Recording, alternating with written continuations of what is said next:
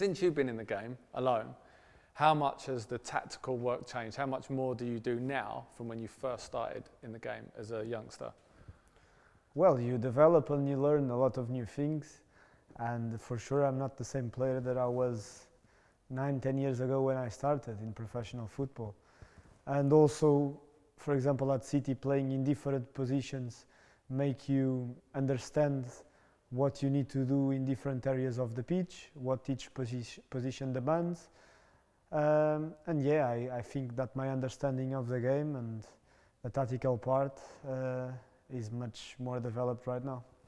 Is it more, are you doing more, like, do you feel like coaches are doing more of that? And obviously I know you work for Pep, but you work with Pep, but is it become more of a thing in the game from when you first started? People I spoke to before is like, you just let your best players kind of do their thing, but it feels like now tactics really form the structure of what a team does. Well, yeah, I'm quite young. I like to think that I'm quite young. So when I started, I think the game was already very tactical. I remember when I was like 10 years old, you still had those players that didn't defend a lot. And nowadays that just doesn't happen because it doesn't work. But definitely the game has changed so much and it will keep changing. It's always been like this. And yeah, talking personally, having different managers, because now I've played for 10 years, I've had different managers, I've had lots of different experiences, so for sure I learn a lot every day, every season. I feel like a more complete player.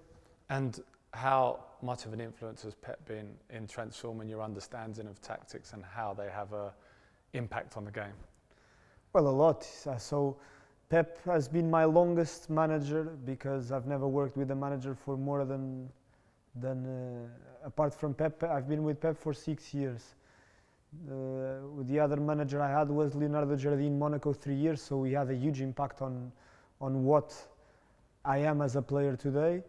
And as well, I learned that what you just said before, that he doesn't stop.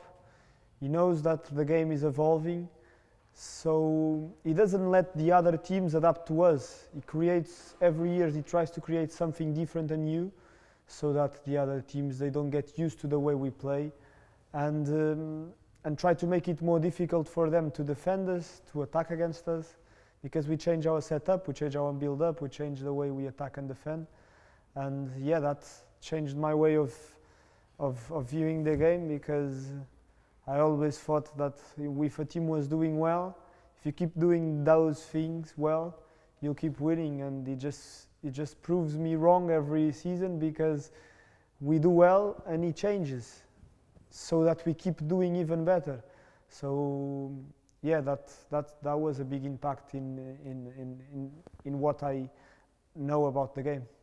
The slickness with which City change tactical systems and players playing different positions, and you know, it's incredible, but it all looks like it just kind of happens naturally. How do you learn? How does he teach you these tactical systems? How do you go, like, are we video analysis on the pitch? How does he basically sort of drill it into you and it just happens on the pitch? I think it's a work for many years. So from the sporting director, from Chiqui, that selects these kind of players that are not only football players, but they understand the game and they like the game, to a specific way that Pep wants to play, and that we players enjoy playing that way. And when everyone is on the same page, then it's easier to adapt to different positions, because we know exactly what we have to do. Of course, it helps that we've been with him for 6 years, personally 6 years now, and some players 7, some players 5-4, but we've been with him for a long time, so we know exactly what he wants. And in each position, even if it's not my position, I know what he wants from a central defender or from a striker. So if one day, if I have to play there, I know maybe it's not my best position, but I know what he wants there.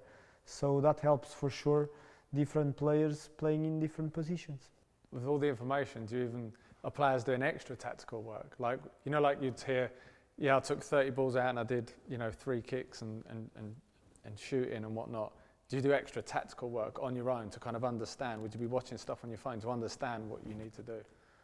No, we don't do extra tactical work. We prepare every game depending on the team that we're playing against. And with time, you start getting used to what he says and to what he likes and what he expects from you.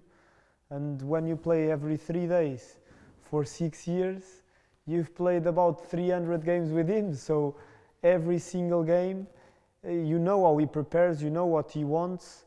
And year after year, me personally, I think my first season when I arrived, I didn't know what this was. So it was difficult for me. And then season after season, now I know exactly what he wants with my eyes closed because I've been with him for 6 years. So I think it's with time and with experience and with games and training sessions that you get that.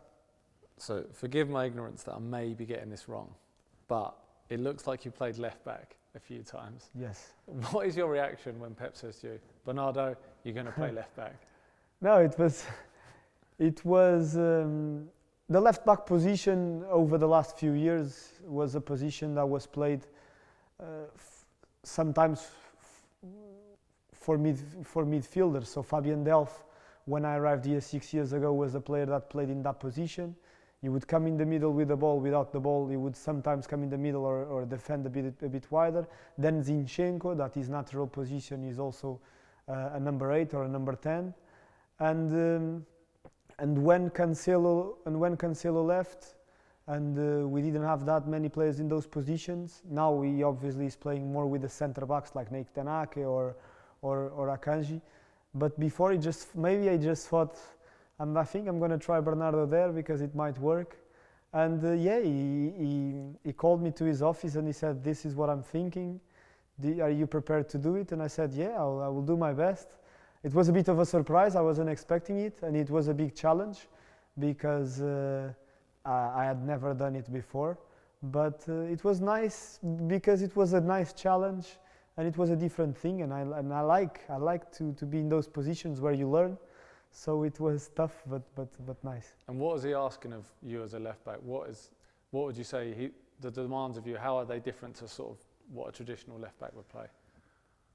Depending on the game, but mostly I knew that without the ball I would have to defend a bit wider, because especially if the wingers from the opposition team, if they were playing wide, I would have to defend them, and it's very tough because I'm not a quick player. So I have to protect my back at the same time as I have to check the line with the other defenders to not put everyone on side. And then with the ball, he wanted me in that position because he wanted me to do the build-up next to the holding midfielder, so as we normally do. But we played Aston Villa, and then we played Arsenal, and then we played Forest, and I think I played those 3 games there. And he asked me specific different things depending on the opponent that we were playing against, because the opponents move in different ways, and depending on that he always tries to adapt and to make it work for us to attack and defend the best possible way. How did you feel when you came off and you played I just played left back? What were your first thoughts about playing that position? So tough. I respect a lot more the defenders now that I've been in that position.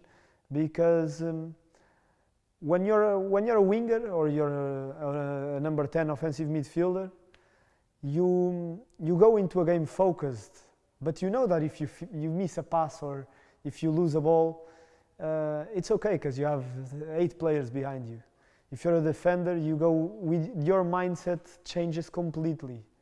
It's a very focused, and instead of creative mindset is a not making mistakes mindset, and knowing that you give them this and they might score a goal. So it's tough to be a defender, honestly, and it was a very good experience. Yeah.